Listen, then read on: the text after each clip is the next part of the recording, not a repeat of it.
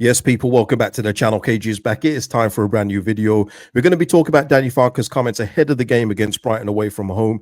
Big game. We want to continue with momentum from the West Ham victory, so we need a positive result in this one. And it is possible. It is possible. We're going to get into that in this one. We're going to talk about the position of Brenden Aaronson.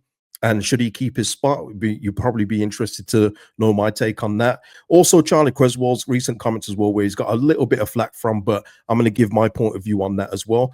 And yeah, we're going to do the preview tomorrow. That will be live, so join me for that tomorrow. That's where we do our lineup predictions and score predictions, so join me tomorrow. It'll probably be, as always, around 4 o'clock. Just keep your eye on the channel and you'll know. But listen, hit the like on the video, support the channel in that way. Thank you to Mr. P for a super thanks on the last video. And let's get into it. And I say get into it. There wasn't a lot today. This was a very, very light press conference from Danny Farke.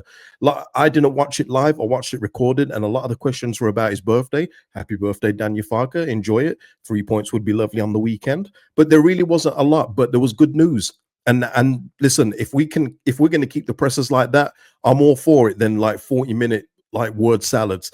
But he was talking about Jorginho. Obviously, he was asked about Jorginho and his, his progress there at Brighton. Usually says, well, I don't want to speak about other people's progress, but I think because Georgie's been playing, he's probably got a broader picture of Georgie. And he just says that he's still not the finished article, but he's improving and he's going to be a great player. He wants to give him a hug, but after the game and everything else like that. And obviously there's no ill will. He loved working with Georgie, apart from when he tried to embarrass the opposition. But yeah, he's, like he said in the presser though, he's going to be looking to shut down Georgie and make sure he doesn't have a good day on Saturday. In terms of illnesses, injuries, people, we have a clean bill of health for everybody. Obviously, people are at different levels. Nanto is ready to play, but not from the start. He could make the bench if he does travel, but he has been back in full team training. One of the key things for me, and I think for everybody, was Gabriel Goodmanson. He is fit and ready to go. He just had a bruised, what was it? What did he have bruised? He had something bruised, people, but he couldn't run no more. But now after a few days, he's back in good condition. So that is great news, because we do need to keep him. For me, it was mixed with James Justin. A lot of people were impressed with him. I was okay with him, but I just thought that his effort for the West Ham goal was very poor. And he knew it as well. If you look at the goal conceded, he knew he didn't go out to Bowen quick enough. And as soon as Bowen whipped in the cross, he already had that look of regret. And he was kind of like just hoping that it wouldn't go in. And once it went in, his head dropped, because he knew he didn't go out to Jared Bowen. But listen, Jared Bowen is Jared Bowen. But yeah, I'm just glad that Gabriel Goodmanson's back, because he is one of our key players this season. Quite honestly, I think that's pretty obvious, right? On the Brighton side, oh, sorry. No, not on the Brighton side. Dan James has also got minutes back in his legs and everything else like that. And this is what he had to say. Farke says James is physically ready for a lot of minutes, but his lack of competitive minutes over the last 5 to 6 months cannot be ignored, and that's true. Likes what he sees in training, the effort application, but not everything comes off for him. And that's kind of been the story of Dan James' opening Premier League fixtures when he did play. There's no rewriting what happened. Dan James was not good when he played. And it goes to this now, because obviously the conversation before the West Ham game was, we cannot wait for James and Nanto to get fit. But now we've had a near man of the match performance by Brenden Aaronson. Man of the match for some people, obviously for me, £70 million Joe Rodon, as you know. But Brenden was really good last week. And even though we're doing our lineups tomorrow, people, I'm going to say this here. I don't think we take Brenden out. I don't think Danny Farke is going to take him out anyway, but just for conversation purposes, I wouldn't take him out. Now, I know there's still going to be a few of you that would, but my thing is, if you're on a good run, if you've had a good game behind you and no one else is an undisputed number one in your position, which there isn't on the right, there's no undisputed number one starter. I would say at this moment in time, and I think it's fair to say, Joe Rodon at centre-back is our undisputed number one. Now, if someone comes in with, because Joe's had a cold or something and he can't play, Joe Rodon absolutely comes back in. But with Brenden, he has a chance to make that right-hand side his own. And it's one of these now. The next game is going to be telling. Are we going to get the Burnley Brenden Aaronson where he's tripping over the ball? Or are you going to get the West Ham Brenden Aaronson? Or is it going to be somewhere in between? For me, I want to find out, because I want to see more of that from Brenden. I want to see more of the driving runs. I want to see him be more of a threat in the offensive third. rather than just running around like a headless chicken and falling over. If we're going to get this again, Brenden Aaronson potentially, people, potentially could lock that right hand side up for himself. Scary to think about for 38 games, I know, but he's got to build off it. Now, if he goes back to type again, back to the Brenden Aaronson before the West Ham, we can have the conversation. But for me personally, and this is just my point of view, I would keep him in for the next game. So we don't want to do full lineups in this video, but let me know, people. Would you drop Brenden Aaronson for the next game for James? It won't be Nonto starting. It could potentially be James that starts and has to come off after, say, like 65 minutes. But would you do that, or would you make Dan James come on a sub for Brenden Aaronson? Let me know. On the Brighton side, people, very key player for them. For me, one of the nicest wingers to watch.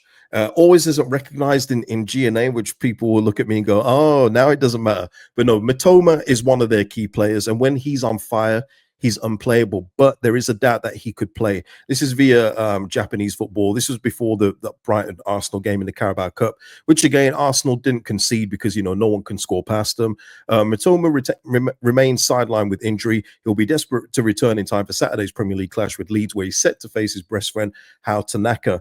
And also on How Tanaka, Farke was asked about his comments after the game.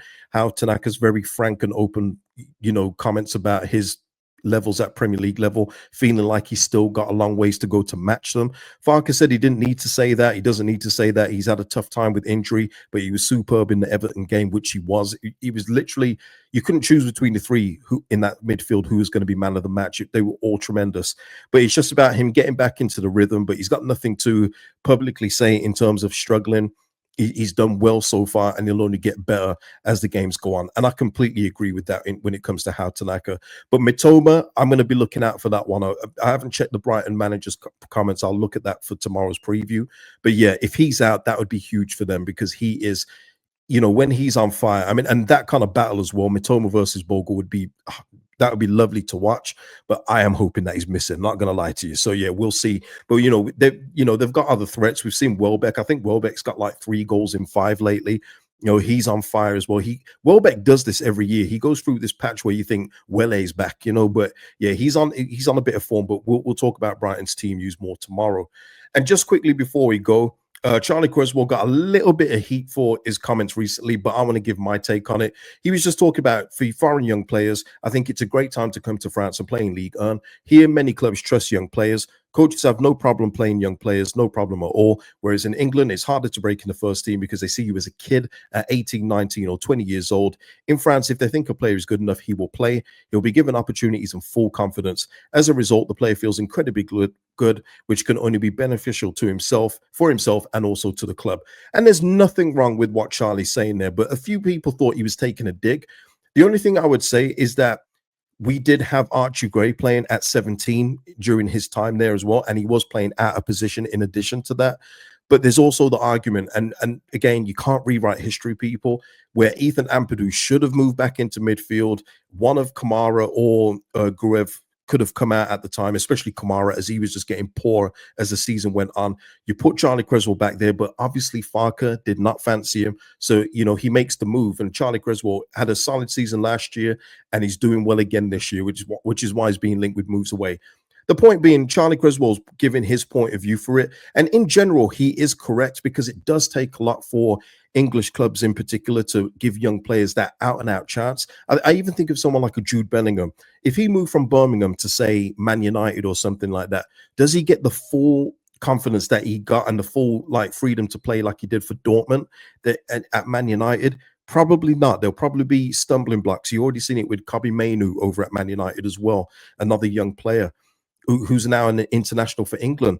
The point being, I think Charlie's current comments is he's not taking a dig at anybody. He's just saying that when you go to the other leagues, you do get, more options to play. I think Jake O'Brien was another one that went over to France, and now he's at Everton now getting regular first team football. So I don't think there's anything incorrect in what he's saying. And obviously he's got more of a personal point of view for it from his time at Leeds United, where he didn't really get much of an opportunity to play, especially when there was scope for him to play. But I've got absolutely no problems with Charlie Creswell, and he's doing great. you know, and more power to him, man. He's doing great, and long may it continue, man. I'd love to see Charlie back at the football club one time. I always say you shouldn't go back, but I think that he's got unfinished business at this football club. Obviously, it's not going to happen while Danny Farke's here, obviously, but no, I've got no issues with it. But if anyone's got any problems with it, let me know what your thoughts are in the comments. But yeah, I don't think anything Charlie said was outrageous in my personal opinion.